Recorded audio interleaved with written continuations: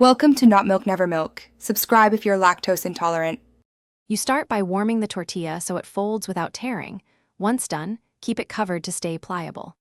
First, spread 2 to 3 tablespoons of refried beans in a thin, even layer across the center. This anchors the filling.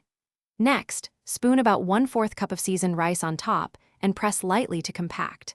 These initial actions prevent slipping and balance moisture. Make sure the tortilla edge remains clean so folding is simple and tidy. Once the foundation is set, layer for texture and flavor contrast. Dollop and gently spread about 2 tablespoons of guacamole so it bonds to the rice. This keeps creaminess inside. Then add 2 tablespoons of sour cream and sprinkle 1/4 cup of shredded cheddar. Cheese melts into hot rice and beans for cohesion. Finish the middle with about 2 tablespoons of pico de gallo, and always drain excess juice so the tortilla stays crisp instead of soggy while you fold.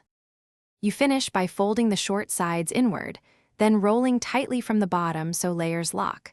Press gently.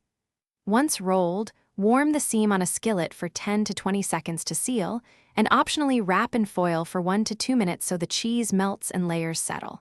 If the burrito becomes soggy, reheat uncovered on a medium skillet for 30 to 45 seconds to evaporate moisture and restore crispness. This simple fix saves the texture without overcooking.